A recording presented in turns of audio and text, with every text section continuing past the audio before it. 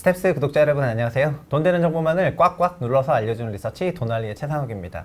주택 PF 시장 위기라고 하는데 건설주들 실적은 굉장히 서프라이즈하게 나왔거든요. 건설 사야 할까요?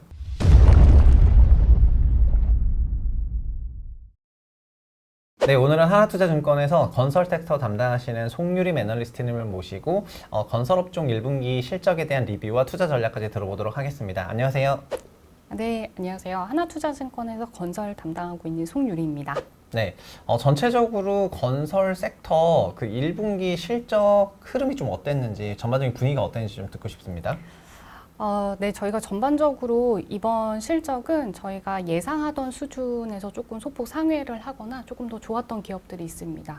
저희가 작년에는 거의 매 분기마다 저희 기대치를 크게 하회하는 숫자들이 계속 나오다가 이번에 처음으로 저희 기대치에 어느 정도 부합하거나 상회하는 숫자가 나오다 보니까 저희 기준에서는 굉장히 이제 너무 선방했다. 이제 이런 분위기들이 좀 있었고요.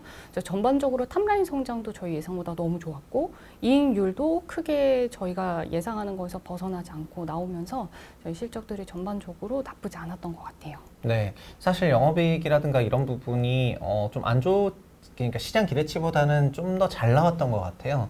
그래서 이번 1분기 실적을 전체적으로 보면은 저희가 좀 도날리 진행을 하고 있잖아요. 잘 나오겠다고 생각한 섹터는 한참 잘 나왔고요. 좀 더 잘 나오거나 네. 좀 잘 나와버리고 안 나오겠다고 생각한 섹터는 확 안 나와버리더라고요. 그래서 굉장히 실적도 양극화가 심했는데 건설은 요 중에서는 잘 나온 섹터에 속해요. 네, 그래서 맞습니다. 이렇게 실적주로 전환을 할 때 저희가 이런 걸 실적 장세라고 할 때 건설주를 좀 바라봐야 되는 그런 이유가 조금 나온 것 같거든요. 그래서 전체적으로 1분기 실적은 좋았는데 회사별로도 어땠는지 그래서 조금 여쭤보고 싶어서 그러면은 1분기 실적을 좀 대형 건설주부터 보고 싶으면 현대건설부터 한번 1분기 실적 리뷰를 해주시면 좋겠습니다. 네, 현대건설 실적이 가장 먼저 발표가 됐었는데요. 저희 이제 프리뷰 시작하면서도 조금 이렇게 좋은 분위기가 형성이 됐던 종목입니다. 네, 특히 저희가 이제 작년부터 사실 삼성 엔지니어링 추천을 많이 드렸었는데 올해 들어서 그 현대건설이 갖고 있는 해외 수주 파이프라인, 그러니까 해외 수주 기대할 수 있는 그 물량들이 굉장히 많다라는 것들이 좀 업데이트가 되면서 그러면 현대건설도 해외 수주 기대감으로 주가가 좀 갈 수 있지 않을까 이제라는 기대감으로 저희 프리뷰 때부터 좀 분위기가 좋았는데요. 이제 이번 실적 나오고서도 별다른 이제 나쁜 이슈들이 없었고 또 생각보다 이제 파이프라인들도 잘 업데이트가 되면서 그 프리뷰 때 좋았던 분위기들이 계속 지속이 됐던 것 같아요. 실제 그날 실적 나오고 저희가 주가도 좀 좋았던 걸로 기억을 하고 있습니다. 네. 그러면 현대건설 같은 경우에 실적이 좋았던 어떤 그런 포인트는 뭐였어요? 일단은 탑라인 성장이 굉장히 좋았어요. 저희가 보통 그래도 한 20%대, 30%대 성장을 예상을 했었는데 그것보다 훨씬 더 잘 나왔습니다. 그래서 주택 쪽 매출은 이거는 뭐 현대건설뿐만이 아니라 모든 건설사 공통으로 주택 매출이 저희가 생각했던 것보다 조금 더 잘 나왔고요. 그리고 주택 마진이 작년에는 분기마다 뚝뚝뚝뚝 이제 떨어지는 상태였다면 이번에는 그런 것들이 딱 멈춰지면서 더 이상 이제 쇼크가 없는. 그래서 매출은 잘 나왔지만 마진은 멈춰서. 그래서 저희가 이익도 나쁘지 않게 나왔고요. 나머지 주택 외에 뭐 해외 쪽 매출도 굉장히 잘 온고잉하고 특별한 일회성 손실 같은 것들도 찍히지 않으면서 이제 무난한 숫자가 나왔습니다. 일단 탑라인 쪽에서 워낙 좋았다라고 보여져요. 네, 매출이 좀 잘 나왔다는 게 일단은 좀 서프라이즈의 원인이었던 것 같고 그러면은 또 건설업종 중에서도 시총 큰 기업이 삼성 엔지니어링이고 또 작년에 삼성 엔지니어링을 제일 선호하셨으니까 그 3연 리뷰도 간단히 해주시면 좋겠습니다. 네, 이제 삼성 엔지니어링 같은 경우에는 이번 1분기 실적에서 뭐 특별히 변화한 건 없었던 것 같아요. 기존 뷰랑. 특히 실적은 서프라이즈 저희 상회 폭은 가장 컸습니다만 그게 대부분 계열사 쪽 매출에서 나왔어요. 그러다 보니까 이제 저희가 그쪽 부분은 계열사 물량은 저희가 여기서 막 더 20%, 30%씩 성장할 걸로 보고 있는 분야는 아니어서 이제 서프라이즈는 나왔지만 뭐 향후 추정치에 크게 영향을 주는 부분은 못 되고요. 대신 화공 부분도 무난하게 나오면서 이제 실적 자체는 나쁘지 않았는데 최근에 이제 수주 파이프라인에서 몇 개 좀 빠진 부분들이 좀 있습니다. 예를 들어 이제 사우디의 아미랄이라는 프로젝트도 원래는 이제 현대건설이랑 삼성엔지가 같이 이제 경쟁을 물론 이제 다른 피어들도 있지만 네. 경쟁을 하는 프로젝트에서 이제 현대건설이 조금 더 유리한 포지션으로 업데이트가 되면서 거기서 파이프라인에서 조금 이제 연위에 있는 걸로 좀 업데이트가 된 부분들도 있고 이제 어제 공시가 난 부분이지만 최근에는 UAE의 이제 하이렌가샤라는 가스 프로젝트도 네. 조금 수주를 추진 중이었는데 그 부분도 원래는 이제 거의 수의 계약 형태 비슷하게 이제 가려고 했다가 네. 이게 이제 오픈 비딩으로 전환을 하면서 사실상 EPC 수주가 조금 어려워지지 않나라고 업데이트가 되고 있어요. 그래서 큰 것들이 몇 개 이제 조금 빠지는 분위기들이 있고 저희가 기대했던 것에 비해 1분기 수주가 이제 하나도 안 남았고 네.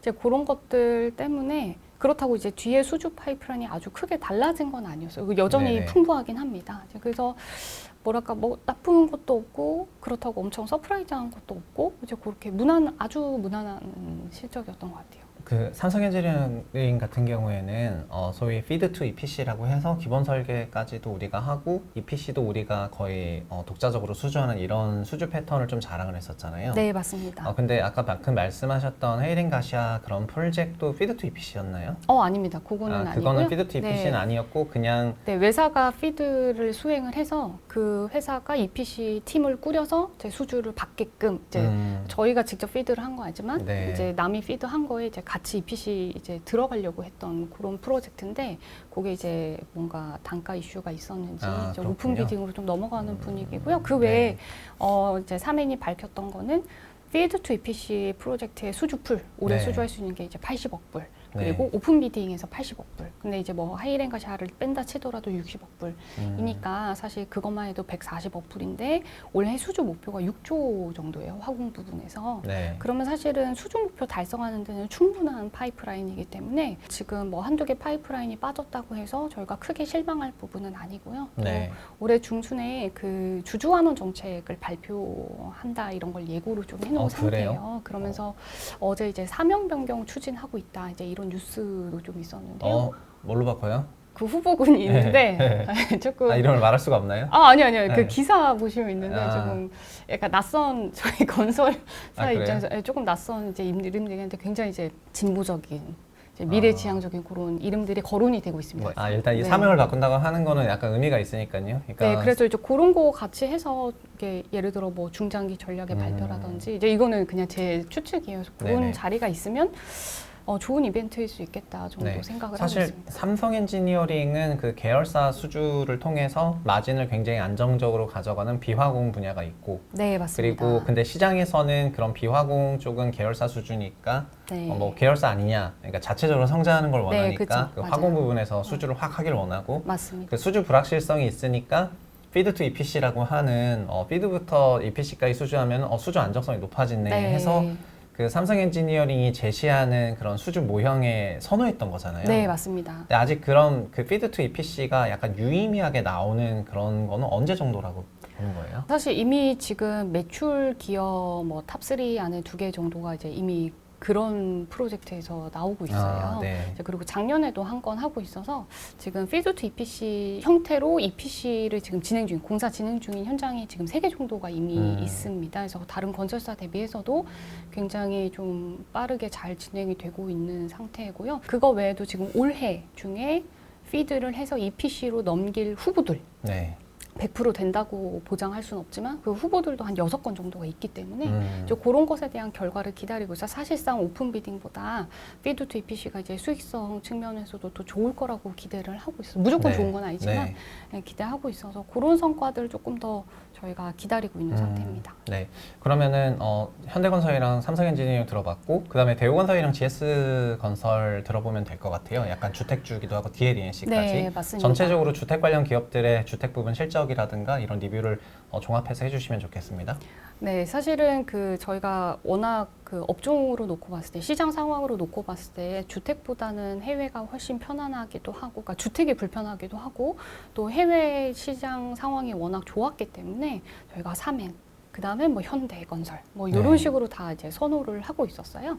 그래서 이제 주택주들에 대한 이제 고민이 조금 더 깊어지는 시기였습니다. 왜냐하면 그 사이에 이제 이게 시가총액의 괴리는 확 벌어지고 그러니까 그만큼 주가가 많이 네. 빠졌는데 어떻게 보면 이쪽에서 조금만 시장 상황이 나아져도 좀 더 좋은 기회가 될 수 있지 않을까라는 어떤 측면에서 계속해서 이제 그런 것들을 좀 찾으려고 했었는데 일단은 작년 같은 경우에는 이제 주택 마진이 너무 흔들리다 보니까 이제 사실 실적이 거의 맥을 못 추는 상태였고요. 네. 이제 1분기는 다행히 저희가 작년에 워낙 주택 마진이 떨어졌고 또 저희 추정치도 그만큼 저희 기대치도 눈높이도 많이 낮아진 상태여서 네. 1분기가 생각보다 마진단에서의 큰 쇼크는 없었어요.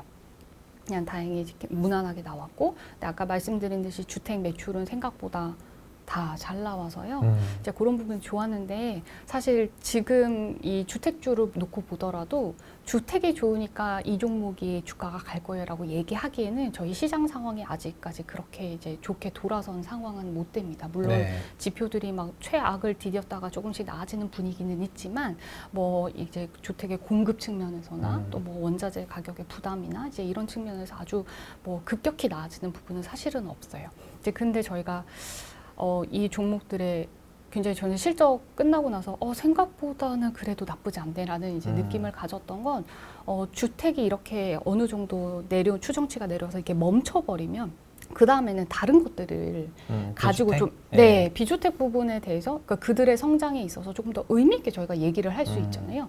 그러니까 비주택이 아무리 성장해도 주택이 꼬꾸라지면 이게 다 상쇄시켜 버리니까 네. 의미가 없는데 이제 주택이 멈췄네 또는 주택이 더 이상 내려가지 않고 조금 개선이 나올 수도 있겠네라는 게 깔려버리면 이제 나머지 비주택 부분에서의 좋은 포인트들이 주가에 의미 있게 꽂힐 수 있기 때문에 그 부분들을 저희가 좀 좋게 봤던 것 같아요. 근데 그런 측면에서 각사가 나름대로의 강점을 가지고 있습니다. 네. 또 나름 이제 매력이 너무 달라서 네. 저는 사실 거의 무차별하게 느꼈어요. 네. 근데 이것도 좋은데 이것도 좋은데 이것도 좋은데 사실 이런 느낌이었는데 워낙 기대치가 낮았기 때문일 수도 있고요. 업체별로 특이사항을 몇 가지만 꼽아드리면 먼저 이제 DLENC는 저희가 이제 주택 리스크 같은 것들이 작년부터 얘기가 많이 될 때 PF 지급 보증을 거의 서지 않고 있고 네. 또 대부분 공사를 기성불로 진행하고 있다라는 부분들이 저희 리스크 측면에서 굉장히 이제 방어 요인으로 얘기가 많이 됐었어요. 네. 그런데 이제 작년 말 올해 초에 플랜트 쪽에서의 좀 의미 있는 규모 있는 수주들을 좀 했고요.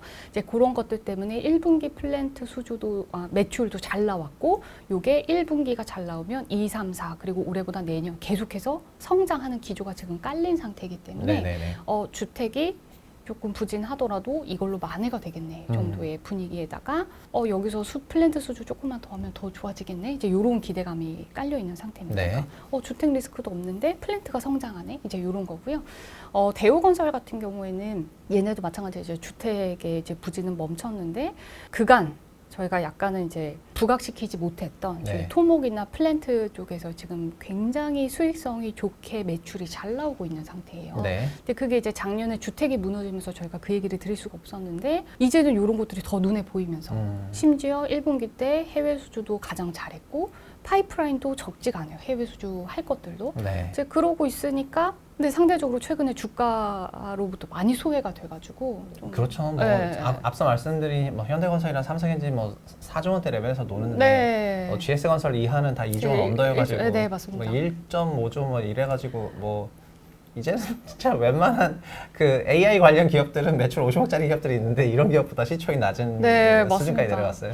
이제 그래서 막 싸져 있는 것도 이제 눈에 좀 더 들어오고 네. 그 와중에 이제 대우건설은 PF 지급 보증 금액도 전년 말 대비해서 3, 4천 원 정도가 줄었어요. 이제 재착공 전환하면서 네. 이제 그런 부분들도 조금 의미 있게 다가왔던 것 같습니다. 그리고 이제 GS건설은 이제 해외 지금 플랜트 쪽을 많이 이제 축소시켜 놨어요. 네. 대신에 그래서 해외 수주 기대감은 거의 적은 회사지만 이번에 신사업 매출이 좀 의미 있게 성장을 했고요. 이제 그런 것들이 지금 한두 해에 끝날 것이 아니라 거의 이제 3, 4년 계속해서 성장할 걸로 예상을 하고 특히 이번에는 이제 신사업이 이제 크게 3개 축이 있는데 그 중에 하나 해외 개발 사업 쪽에서 이제 매출이 좀 찍히면서 이익도 좀 잘 나왔습니다. 그래서 그런 것들이 이제 주택이 더 이상 실적 추정 하향이 멈추고 나니까 비주택 부분에서의 좋은 포인트들이 조금 더 부각이 됐던 것 같아요. 낮은 밸류에이션 상에서. 네, 그러네요. 그러니까 전체적으로는 스토리가 있고 좀 성장이 보이는 그런 기업들은 주가도 이를 좀 어느 정도 반영을 했고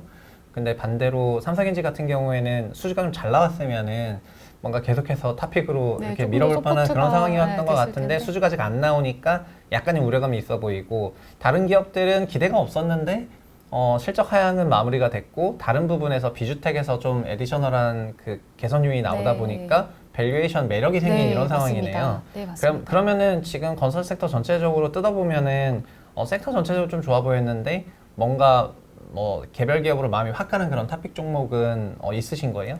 아니면 이 네. 건설 섹터에 대한 투자 전략을 그럼 어떻게 좀 저희가 가져가야 될지? 네, 전반적으로 저희 건설 섹터에 대한 어떤 전체적인 뷰는 작년보다는 확실히 좀 나아졌다라는 생각이에요.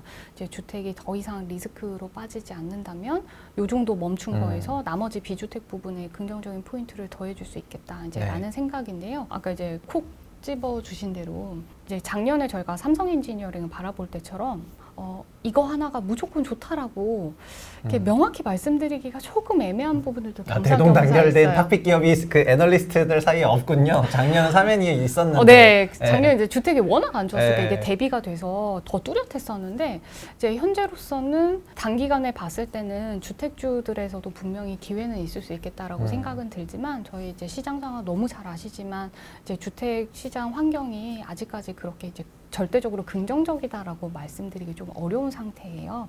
그래서 워낙 낮아진 가격에서의 어느 정도의 약간 반등 정도는 가능하다라고 생각은 하고 있지만 그게 뭐 예를 들어 하반기 전략이 어떠냐라고 했을 때 자신 있게 이거는 무조건 상승합니다라고 얘기 드리기는 조금 애매한 부분들이 있는 것 같습니다. 네, 오히려 이렇게 뭔가 좀 진솔한 그런 의견이 더 투자자들에게 도움이 되기도 하기 때문에 사실 이 방송 보시는 분은 우리가 자주 만났던 그런 기관 투자자가 아니어서 네. 뭐 섹터 비중이나 섹터 로테이션을 해야 되는 분이 아니라 네. 뭐 좋은 성장 기업을 뭐 찾고 싶어 하고 뭐 자녀들이 묻어둘 만한 그런 계좌에다가 뭐 사둘 만한 그런 기업들을 찾는 거여가지고 다만 지금 주택에 대한 그런 리스크가 정말 엄청나게 반영이 돼서 개별 기업들이 PER 뭐 3점 몇 배 이런 식으로 내려갈 정도이고 이런데 실적 바닥을 살짝 잡은 느낌이니까 그래도 지켜볼 만은 한 것 네, 같다. 네, 이렇게 맞습니다. 요약을 할 수가 있을 것 같네요. 네. 네, 오늘 좀 긴 시간에 걸쳐서 건설 섹터 들어봤는데 건설은 사실 여러 기업이 상장돼 있고 국내 해외 사업을 복합적으로 하기 때문에 투자자들이 투자하실 때 이런 정보를 찾거나 투자 판단 내리기가 생각보다 어려운 부분이 있거든요. 근데 주택은 피상적으로 굉장히 안 좋다는 건 알고 계시지만 그거를 건설사들이 미리 반영을 해서 실적 부분에서는 작년이 좀 안 좋았고 올해는 이거를 좀 지지하는 그런 그림으로 가는 것 같고요. 다만 그런 비주택 또 그런 부분에서 어떤 성장성이 나올지가 올해의 관전 포인트가 아닐까 이렇게 생각을 합니다. 오늘 좋은 말씀 해주신 분은 하나투자증권의 건설 담당하시는 송유림 애널리스트님이었고 저희는 또 다음 시간에 찾아뵙겠습니다. 감사합니다.